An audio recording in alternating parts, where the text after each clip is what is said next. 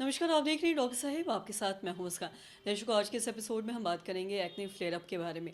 हम कई बार ऐसा देखते हैं कि बहुत सारे लोगों को बार बार एक्ने आता है और जाता है और वो इससे बहुत ज़्यादा परेशान रहते हैं। वो समझ नहीं पाते कि ऐसे में क्या खान पान ले। और साथ ही कई बार ऐसा भी कहा जाता है कि खान पान से एक्ने पे काफ़ी ज़्यादा असर पड़ता है। आज हम इसी पे तमाम जानकारी लेंगे और ये भी जानेंगे कि अगर बार बार किसी को एक्ने आ रहा है या फिर जा रहा है तो ऐसी स्थिति में क्या लगाएं, क्या खाएं और क्या खाने से बचे या क्या लगाने से बचे। आज इसी पे तमाम जानकारी लेने के लिए हमारे साथ मौजूद है डॉक्टर अर्चना लोखंडे। आपको बता दें कि बिहार की जानी मानी डर्मेटोलॉजिस्ट हैं। मैम नमस्कार, बहुत बहुत स्वागत है। Thank you Muskan. मैम आपसे जानना चाहेंगे, अगर हम एक्ने फ्लेयर अप की बात करें तो हम कई बार ऐसा देखते हैं बहुत सारे लोग हैं जो एक्ने से परेशान रहते हैं और ये समझ नहीं पाते कि एक्ने बार बार आ रहा है जा रहा है। कई बार वो कोई ऐसी चीज़ लगा लेते हैं जो उनके स्किन को और ज़्यादा ख़राब कर देता है या एक्ने बढ़ जाता है। मैं आपसे जानना चाहूँगी कि ऐसे लोगों का क्या खान पान होना चाहिए और साथ ही साथ क्या फेस पे लगाने से बचना चाहिए या फिर क्या लगाना चाहिए।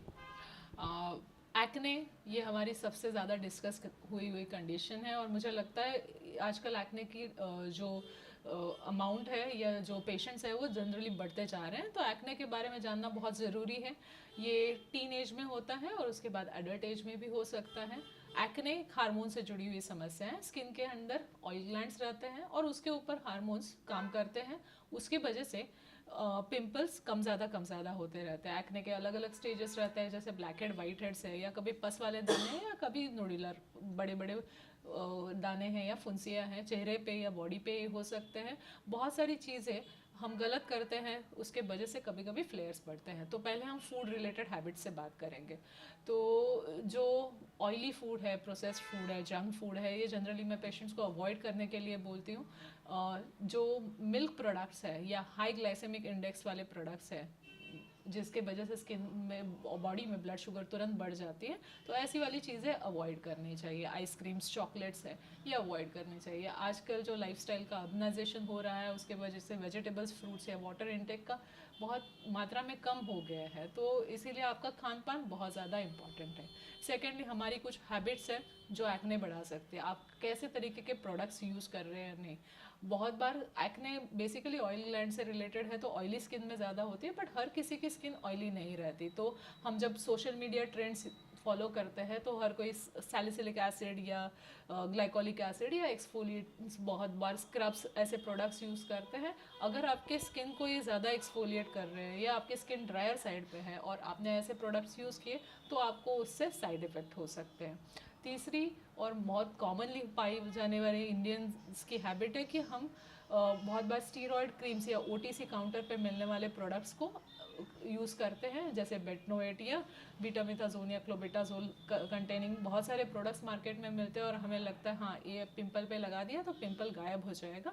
बट ये सारी चीज़ें यूज़ करने, बहुत सारे ऐसे लोग हैं या फीमेल्स हैं जो थोड़ा सा ये क्रीम हमेशा मॉइस्चराइज़र में मिला के या जब भी 2-3 साल या 2-3 महीने यूज़ करती रहती है। तो ऐसा यूज़ करने से क्या होता है, स्किन आपकी पतली हो जाती है, सेंसिटिव हो जाती है और एक्ने की प्रॉब्लम और ज़्यादा बढ़ जाती है। तो कोई भी ओटीसी प्रोडक्ट बिल्कुल क्विक फिक्स के लिए यूज़ नहीं करना है। अभी और एक ट्रेंड में है कि विटामिन सी का सीरम है, तो बहुत सारे लोग लगा रहे हैं। तो विटा या फेस वॉशेस में या सनस्क्रीन में विटामिन सी है, तो विटामिन सी वाली चीज़ें भी कभी कभी लगाने वाले प्रोडक्ट्स में होती है, तो उससे भी एक्ने फ्लेयर अप हो रहे हैं। बी कॉम्प्लेक्स के सप्लीमेंट्स से कभी कभी एक्ने फ्लेयर अप हो जाते हैं। जो आप मेकअप के प्रोडक्ट्स यूज़ करते हैं उसके वजह से भी एक टाइप के एक्ने होते हैं, जैसे हम बोलते हैं पोमेड एक्ने। अगर आप जिमिंग कर रहे हैं उसके लिए कुछ स्टीरॉयड सप्लीमेंट्स या वे प्रोटीन्स ले रहे हैं तो उसके वजह से भी एक्ने फ्लेयर अप हो जाते हैं।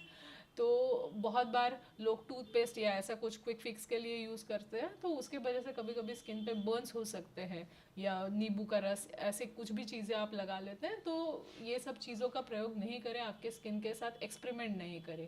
एक बहुत कॉमन हैबिट टीनेजर्स में पाई जाती है कि उनको सुंदर दिखना होता है या हर किसी को सुंदर दिखना होता है, तो वो जब भी पिंपल आता है तो उसको कुरेद के उसमें से दाना निकालने की कोशिश करते हैं या उसको स्क्रैच करने की कोशिश करते हैं। तो इन सब चीज़ के वजह से जो पिगमेंटेशन होता है वो स्किन के गहरे लेवल पे पहुंच जाता है और उसको ट्रीट करना डिफ़िकल्ट हो जाता है।